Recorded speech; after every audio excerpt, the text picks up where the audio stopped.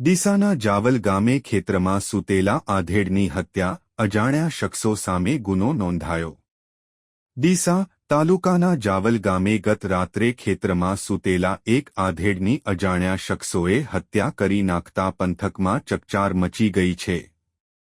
ઘટનાની જાણ થતાં ડીસા તાલુકા પોલીસ તાત્કાલિક ઘટના સ્થળે દોડી ગઈ હતી અને તપાસ હાથ ધરી છે.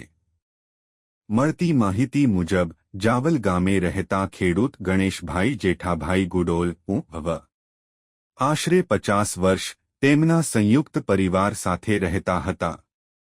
ગઈ રાત્રે તેઓ પોતાના ખેતરમાં સૂવા માટે ગયા હતા. સવારે જ્યારે તેમના પત્ની ખેતરે ગયા ત્યારે ગણેશભાઈ ખાટલામાં લોહીલુહાણ હાલતમાં મૃત પડેલા જોવા મળ્યા હતા. આ દ્રશ્ય જોઈને તેમના પત્નીએ તાત્કાલિક તેમના ભાઈઓ અને પરિવારજનોને જાણ કરી હતી. ઘટનાની જાણ થતાં જ ડીસા તાલુકા પોલીસ ઘટના સ્થળે પહોંચી અને પ્રાથમિક તપાસ શરૂ કરી હતી. મૃતકની લાશને પોસ્ટમોર્ટમ માટે ડીસા સિવિલ હોસ્પિટલમાં ખસેડવામાં આવી હતી, જ્યાં તેમનું પીએમ કરવામાં આવ્યું હતું. પરિવારજનોના જણાવ્યા અનુસાર મૃતક ગણેશભાઈ સીધા અને સરળ સ્વભાવના વ્યક્તિ હતા અને તેમને કોઈની સાથે કોઈપણ પ્રકારનું વેર કે દુશ્મની નહોતી.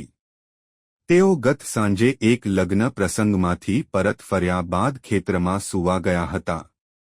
પોલીસે અજાણ્યા શખ્સો વિરુદ્ધ હત્યાનો ગુનો નોંધી વધુ તપાસ હાથ ધરી છે.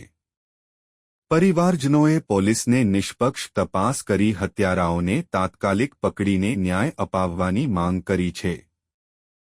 હાલમાં પોલીસ આસપાસના વિસ્તારોમાં તપાસ કરી રહી છે અને કોઈ મહત્વના કડીઓ મળે છે કે કેમ તે અંગે પ્રયાસો હાથ ધરી રહી છે.